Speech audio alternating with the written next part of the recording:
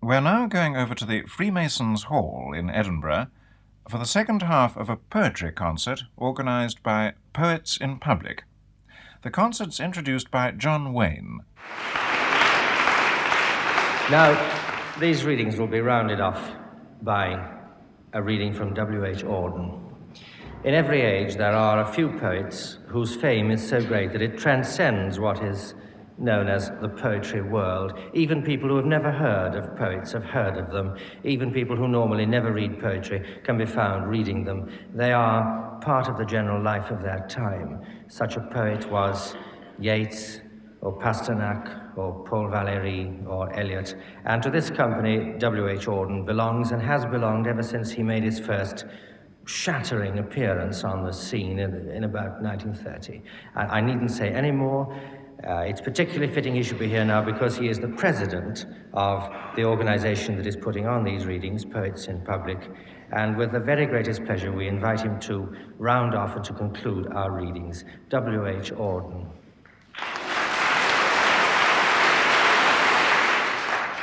The first poem I read is called The Shield of Achilles. The only thing it's necessary to know is this little story in the Iliad where Thetis, the mother of the hero Achilles, goes to Hephaestus, the smith of the gods, and asks him to make a shield for her son, which he does. He puts all the most beautiful things he can think of on it. In this poem, you simply have to remember that he refers to Achilles and she refers to Thetis. She looked over his shoulder for vines and olive trees, marble, well-governed cities, and ships upon untamed seas. But there on the shining metal, his hands had put instead an artificial wilderness and a sky like lead. A plain without a feature, bare and brown, no blade of grass, no sign of neighborhood, nothing to eat and nowhere to sit down. Yet, congregated on its blankness, stood an unintelligible multitude, a million eyes, a million boots in line, without expression, waiting for a sign. Out of the air, a voice without a face, proved by statistics that some cause was just, in tones as dry and level as the place. No one was cheered, and nothing was discussed. Column by column in a cloud of dust, they marched away, enduring a belief whose logic brought them somewhere else to grief.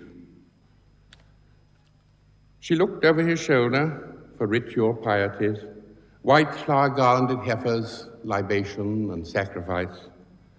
But there on the shining metal, where the altar should have been, she saw by his flickering forge light quite another scene. Barbed wire enclosed an arbitrary spot where bored officials lounged, one cracked a joke, and sentries sweated for the day was hot. A crowd of ordinary, decent folk watched from without and neither moved nor spoke, as three pale figures were led forth and bound, the three posts driven upright in the ground.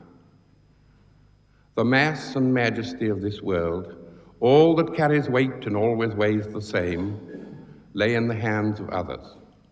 They were small and could not hope for help, and no help came. What their foes liked to do was done. Their shame was all the worst could wish. They lost their pride and died as men before their bodies died.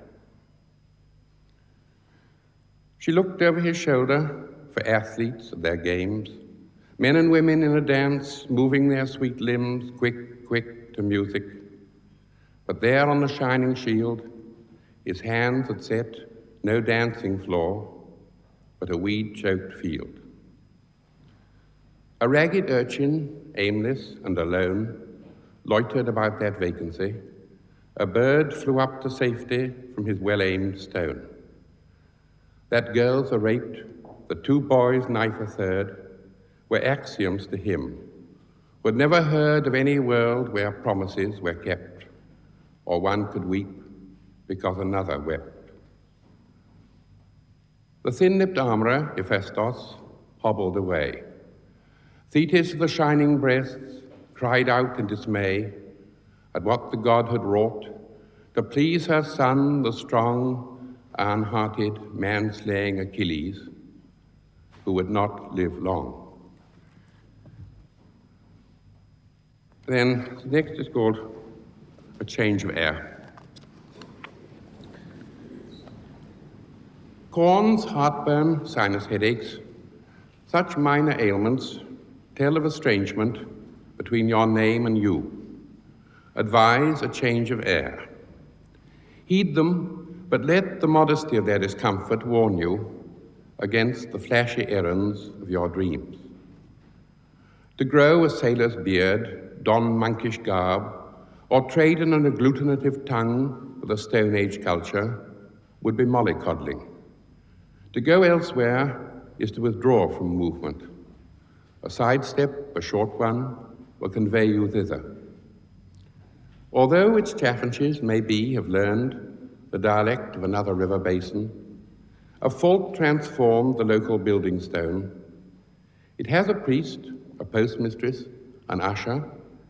Its children know they are not to beg from strangers.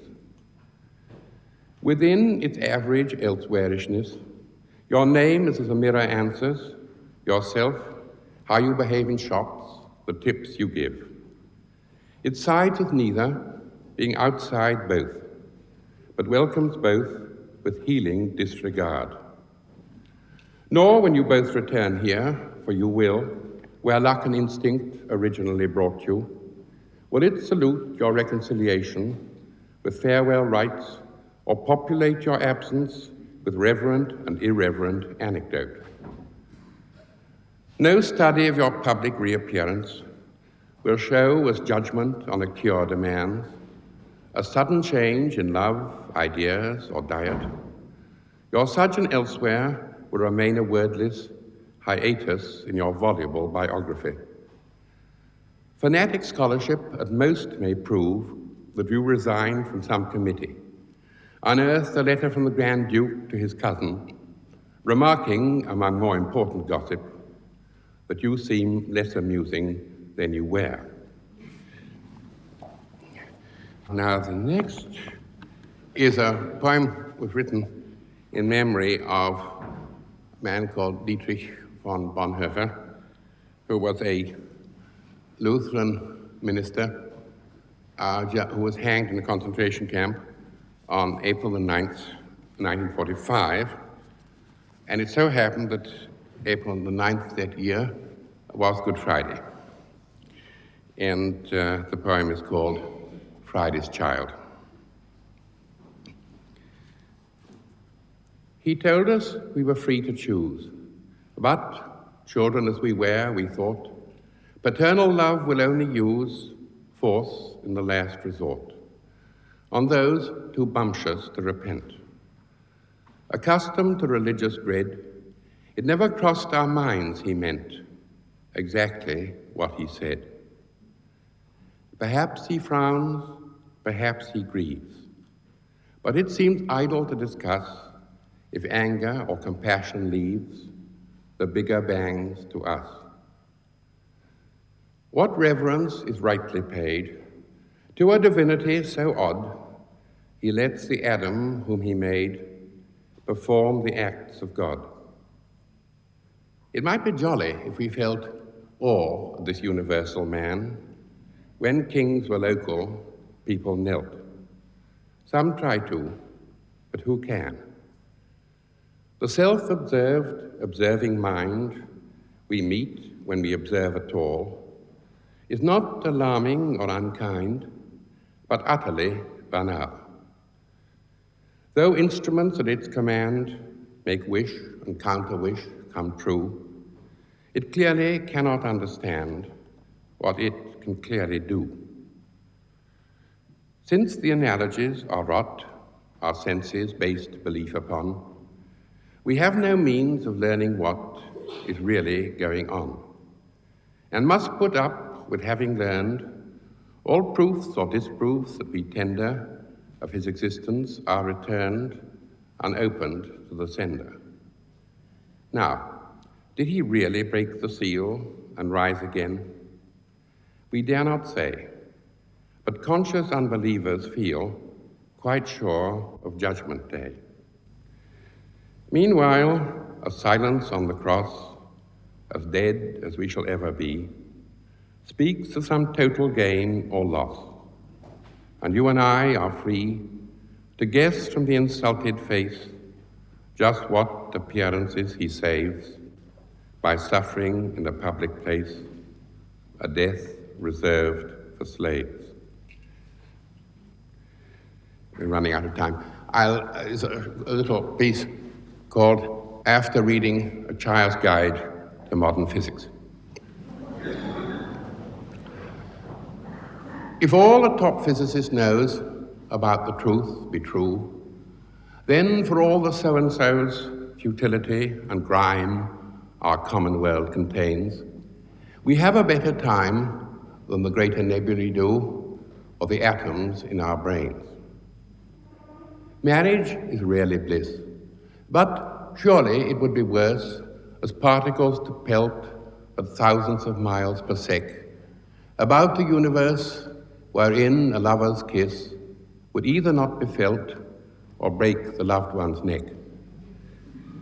Though the face at which I stare while shaving it be cruel, for year after year it repels an aging suitor, it has, thank God, sufficient mass to be altogether there, not an indeterminate gruel which is partly somewhere else. Our eyes prefer to suppose the habitable place has a geocentric view, but architects enclose a quiet Euclidean space. Exploded myth. But who could feel at home astraddle an ever-expanding saddle? This passion of our kind for the process of finding out is a fact one can hardly doubt. But I would rejoice in it more if I knew more clearly what we wanted the knowledge for. Felt certain still that the mind is free to know or not. It has chosen once, it seems, and whether our concern for magnitudes extremes really become a creature who comes in a median size, or politicizing nature be altogether wise, is something we shall learn.